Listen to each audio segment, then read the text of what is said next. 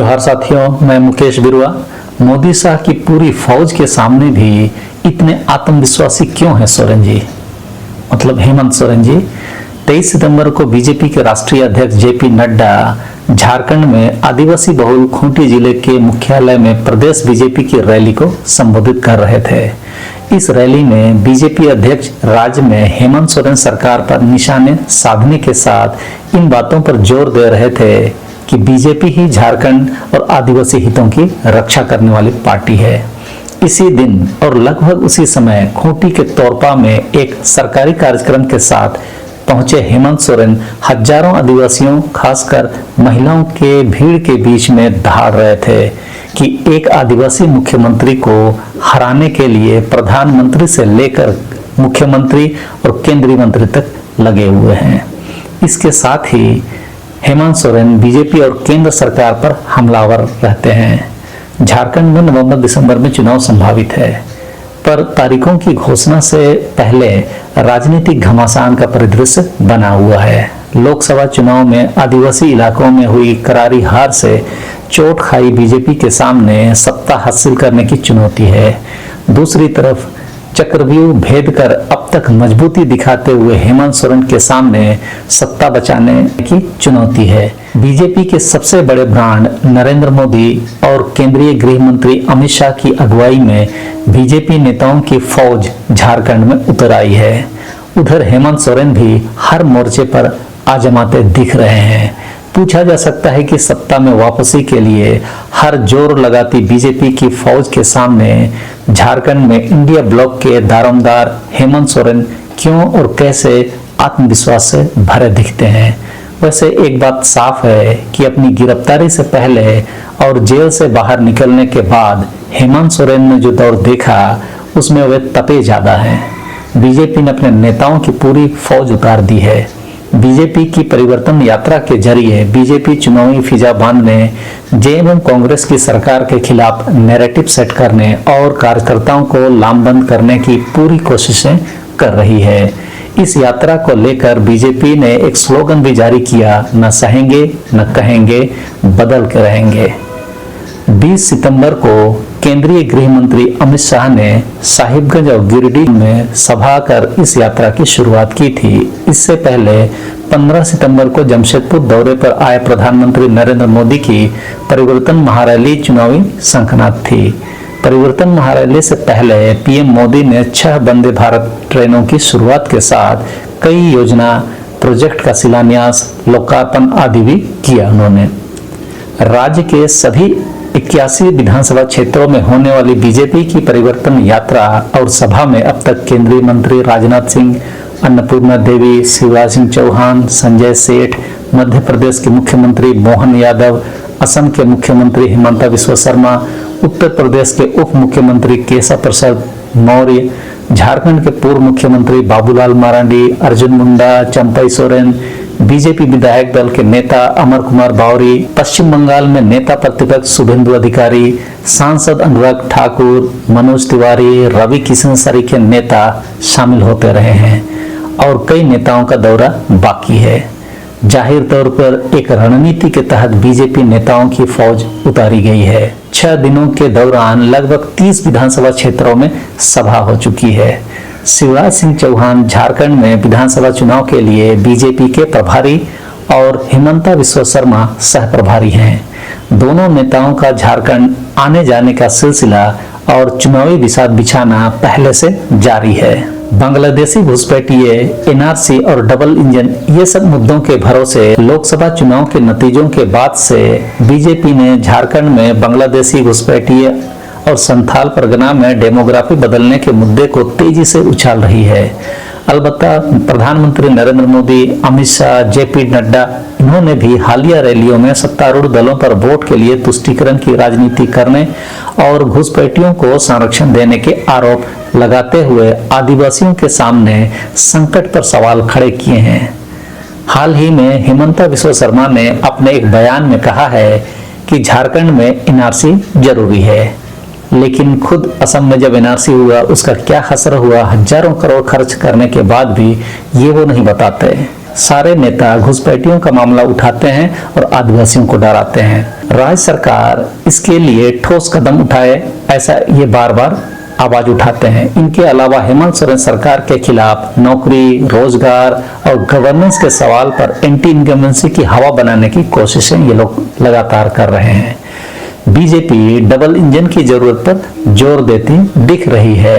ये अलग बात है कि जहां डबल इंजन है वहां की स्थिति क्या है वो हम सभी जान रहे हैं। दूसरी तरफ बांग्लादेशी घुसपैठी के सवाल पर हेमंत सोरेन समेत सत्तारूढ़ दलों के नेता बीजेपी और केंद्र सरकार पर पलटवार कर रहे हैं कि बांग्लादेश की सीमा की चौकीदारी तो अमित शाह के पास है, फिर झारखंड सरकार कैसे जिम्मेदार हुई। इस विषय पर मेरे बहुत सारे वीडियो बने हैं, प्लेलिस्ट बना हुआ है, आप जाकर देख सकते हैं और मुद्दे को ठीक से समझ सकते हैं। साथ ही हाल ही में झारखंड सरकार द्वारा चुनाव आयोग को लिखे एक पत्र को लेकर भी राजनीतिक विवाद सतह पर है। इसमें असम के मुख्यमंत्री हिमंता बिस्वा शर्मा और केंद्रीय कृषि मंत्री शिवराज सिंह चौहान पर विभिन्न समुदायों के बीच कथित तौर पर नफरत फैलाने की प्रवृत्ति रखने, उत्तेजक भाषण और बयान देने और राज्य के शीर्ष नौकरशाहों को धमकाने का आरोप लगाया गया है। हालांकि इस पत्र को लेकर हिमंता बिस्वा शर्मा समेत प्रदेश बीजेपी के प्रमुख नेताओं ने तीखी प्रतिक्रिया व्यक्त की थी। इन सबके बीच हेमंत सोरेन सरकार की एक योजना मुख्यमंत्री मैया सम्मान योजना और उपभोक्ताओं को 200 यूनिट तक मुफ्त बिजली सुर्खियों में है। एक अन्य महत्वपूर्ण फैसले के तहत 200 यूनिट से कम बिजली खपत करने वाले उपभोक्ताओं का बकाया बिजली बिल माफ कर दिया गया है। मुख्यमंत्री मैया सम्मान योजना के तहत 18 से 50 साल तक की महिलाओं को हर महीने 1000 रुपए दिए जा रहे हैं।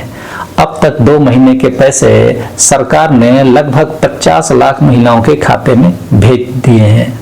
इसी योजना को लेकर प्रमंडल स्तर पर बड़े सरकारी कार्यक्रमों में हेमंत सोरेन महिलाओं से संवाद कर भावनात्मक तौर से उनसे जुड़ने की कोशिशें करते दिख रहे हैं। इन दिनों वे केंद्र सरकार से कोयले की रॉयल्टी का बकाया 1,36,000 करोड़ रुपए की मांग लगातार कर रहे हैं। इसके साथ ही वे अपने कार्यक्रमों में कहने लगे हैं कि ये बकाया या उसका सूद भी केंद्र सरकार से मिल जाए तो वे महिलाओं को महीने में 2000 रुपए देने लगेंगे। इसी मामले में हेमंत सोरेन ने प्रधानमंत्री को एक पत्र भी लिखा है। इधर 30 अगस्त से पूरे राज्य में आपकी योजना आपकी सरकार आपके द्वार कार्यक्रमों में भी हेमंत सोरेन ने बीजेपी और केंद्र सरकार के खिलाफ मोर्चा खोल रखा है। राजनीतिक हलकों में माना जा रहा है कि इन योजनाओं और कार्यक्रमों के जरिए हेमंत सोरेन ने राजनीति की चाल बदलने के साथ विरोधियों पर दबाव बनाने का नया दांव चल दिया है। हेमंत सोरेन पॉलिटिकल परसेप्शन और नैरेटिव अपने पक्ष में करने के लिए कोई मौका खाली नहीं जाने देना चाहते। जनता के बीच लगातार वे कहते रहे हैं कि उन्हें बेगुनाही में 5 महीने जेल में रहना पड़ा। दरअसल उनकी सीधी नजर बीजेपी के द्वारा एंटी इनकम्बेंसी की हवा बनाने की कोशिशों को रोकने पर है। हेमंत सरना कोड, ओबीसी आरक्षण और राज्य की हिस्सेदारी को लेकर बीजेपी और केंद्र सरकार के खिलाफ लगातार और धारदार भाषण कर रहे हैं।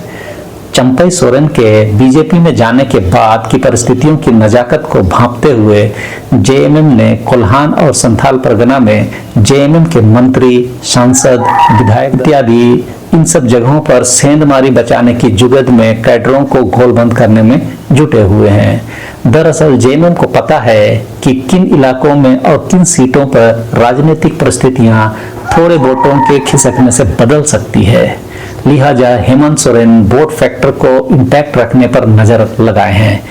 81 सदस्यीय झारखंड विधानसभा में आदिवासियों के लिए 28 सीटें रिजर्व है। 2019 के चुनाव में सीएनटी एक्ट में संशोधन के प्रयास के चलते बीजेपी को सिर्फ 2 सीट में ही जीत मिल पाई थी।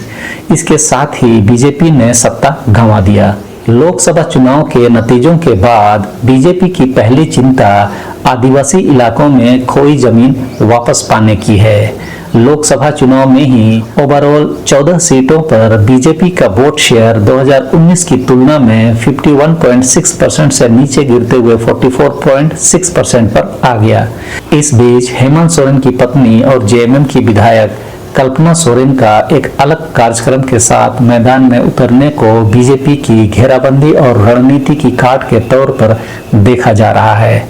लोकसभा चुनाव में हेमंत सोरेन की गैर मौजूदगी में कल्पना सोरेन ने ही मोर्चा संभाला था।